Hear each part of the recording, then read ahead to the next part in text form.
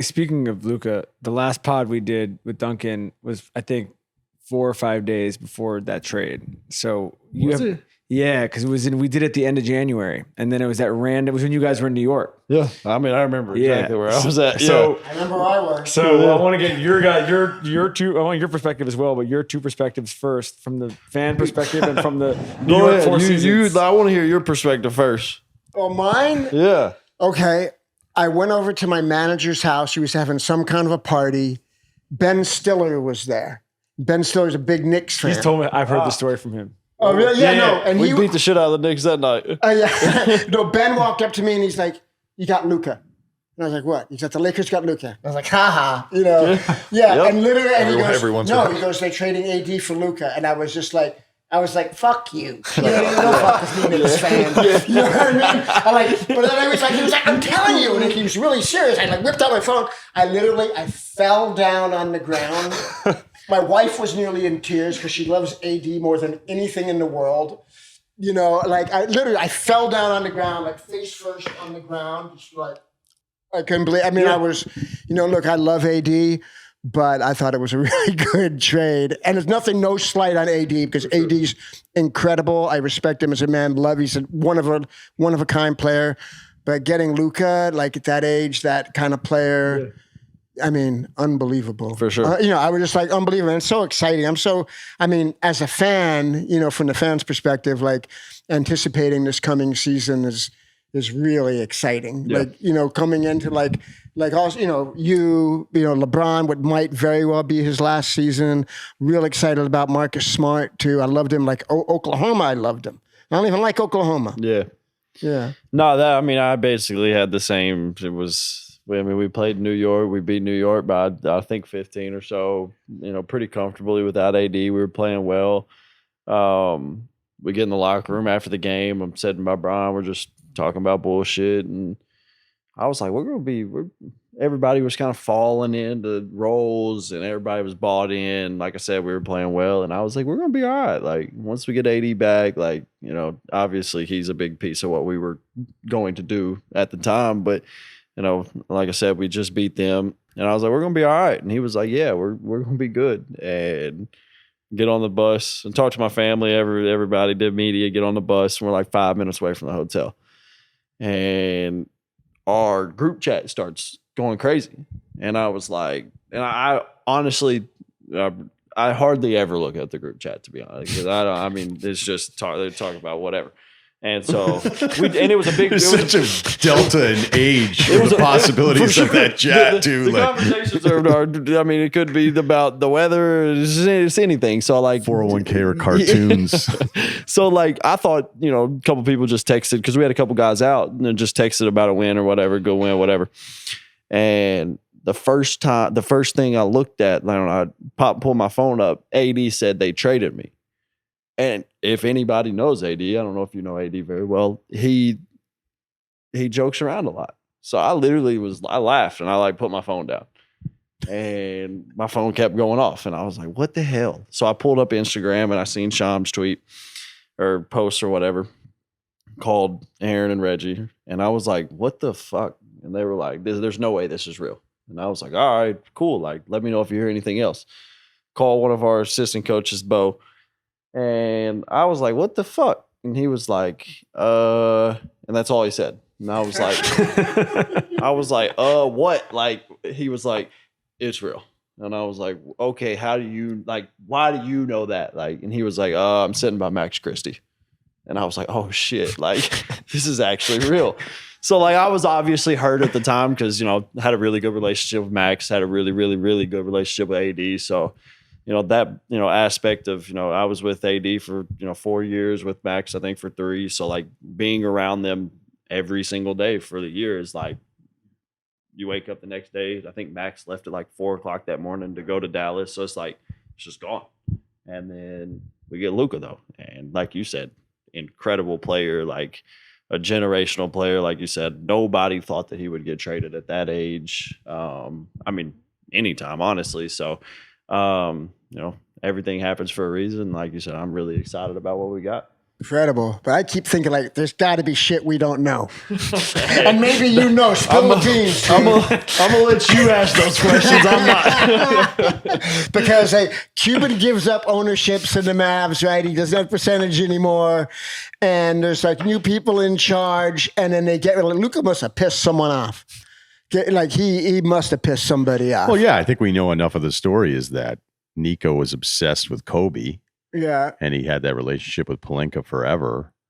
And then somehow Pelinka convinced Nico that there was uncertainty on whether or not he'd like want to stay a Laker. And so a guy at probably his worst is the third or fourth best player in the world was traded after making 5 first team all NBA by 25, where Hall of Famers may not make it twice. And it's one thing to trade him. It's the other thing to not build a market for that kind of asset. Yeah. And so this thing was almost as if Nico thought Pelinka was doing him the favor by keeping it quiet. Yeah. When Pelinka's probably in private moments going, I can't fucking believe we're going to get this guy, but I'll tell him like, we've got to move fast when we, don't shop him because I may get cold feet. Yeah. A lot of the stuff that came out about that was just, it's an awful trade. It's the worst trade in the history of the league because of what Luka is at that age, not being disrespectful of AD. For sure. Okay. It's an age, it's an injury history thing. These are real discussions, but to not build them, if you're going to do it, if you're sick of Luka's deal for whatever reason, then you have to build a market. And he didn't want to do that. Yeah. And the Lakers just continue on this epic run of acquisitions. Yeah, well, like as a fan, you're always pissed at the GM, right? You're like, why did you do that? Why They're a little extra pissed. You fall in love with guys. Poor Gallagher has to live this all again. You know what I mean? But all of a sudden, it was like, Rob Pelinka's a genius. The man is a transcendent spiritual giant. I ain't gonna lie. The first game we played in Dallas after that, I will never in my career of basketball, anything like that. That was. Are you guys like almost forgetting you're in the game? No, players just looking around going, this place is pissed off. They fouled Luka like the first 2 minutes of the game and it started. It was, I don't know if it was fire Nico or fuck Nico. Can't remember which one it was, but like it was from tip off to the end of the game, just going crazy. And like every time Luka scored, it was like, and he went crazy in the first half too. He went crazy. I think he had 45 or something. So it's like, we were like, please go for 7. Like we didn't kill him. Please go kill.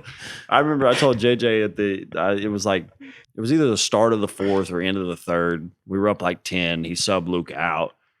They went on a little run, and I went over to JJ and was like, "Hey, look, like just put him back in the game. Like he's going to win us the game, and he's going to have 50, and this is going to be great for the team." Like the embrace, like the way he did it, and the way I felt like everybody was, there for it. Like everybody wanted it to happen on our team. It was really good for us. I remember we did Trey and I did an ep with Najee Marshall a couple weeks afterwards, and even he was like they want to win the game. Yeah. But even the Mavs players are like rooting for Luka. They're like it's like a storybook movie where everybody wants the same thing, which is like this dude to just go crazy. Oh, he did that. It was a bummer that AD didn't play though. He did play. He did play in that game. He did play. No, he was injured. Anyways, if AD, if you watch this, I'm like, you're like 0 for 4 when I guard you. I thought AD was injured in that game in the first. No, he didn't play when they came back here. Okay, maybe that's what it is. Can you understand as a maybe like at this point one of the sort of preeminent Laker fans? If you were to take 5 steps back, can you understand why Luka ending up on the Lakers pisses off the fans of every other team? Oh yeah, I sit next to Jimmy Goldstein at the games, and Jimmy Goldstein, he hates the Lakers. Really? Yeah. Do you guys know that? He roots for the other team at every game, and I'm like, Jimmy, what the fuck, man? I didn't know that. He hates the Lakers. I didn't know. Interesting. Yeah, and the reason he hates the Lakers is he's from Wisconsin, and when Kareem left the Bucks to come to LA, he was so bitter, and since then he goes, it's not fair. All the players want to come to LA. All the best players want to come because they get the best press, they have the best weather, they all the reasons, and he's bitter about it, and he's super angry. And I realize that sentiment is commonplace. And I've been, in many an argument. I almost got in a fight in the Boston airport one time when I flew out to see. Good for you. Yeah. Good for you. No, guys surrounded me, man. It was when the Lakers. I mean, it was before your days, but when it was 2010. Okay. Yeah, 2010 game. Well, we won 5, and the Lakers went down 3-2. No, I guess it was 2-2. I can't remember. They came back and won 6 and 7 and 1. Yeah. No, yeah. Came back. Whatever happened, they won a championship that year. Oh yeah, it was good. Exactly. It was good. It was. What was the fight? All these guys who just I was all Lakered out, and they came up and they were just sweating me hard, and I was just like, go Lakers. And they were saying, well, remember when you had the confetti in the game, the confetti game, and you couldn't release the confetti? And I was just like, the Celtics sucked. The Lakers didn't go home, win game 6 and game 7. And I sat there in a box with Michelle Obama in game 7 and watched the Lakers win. That's crazy. I'm losing my mind. Did they know it was Flea though? I have no idea. I was in a fury. Boston didn't care. fans. I was, didn't no, care. it was I had flown the red eye to go see the game. I was just living it. I was, So since you hate Boston, how yeah. bad does it hurt you that they have one more championship than us? Yeah, I don't like it. Okay. I don't like it. It's repugnant. Okay. But I have to say that, and this is a hard thing for me to say, this is the least hateable Boston team of all time because I've always hated the Celtics, but I can't, when Tatum showed up with the Kobe armband, it really kind of melted my heart a little bit. Yeah. Understandable. Yeah. Understandable. Do any of the Minnesota titles top the crack 5? Wait, what about them? You're not going to try to take away the Minnesota titles, are you? I'm from Mass. I let it go long enough. I think I've really. That's the airport, by the way. I was at that game. Not a Boston fan anymore. Those are Laker titles. Yeah, that's like saying the 60s, the Celtics titles don't count because it was the 60s. It was a different league.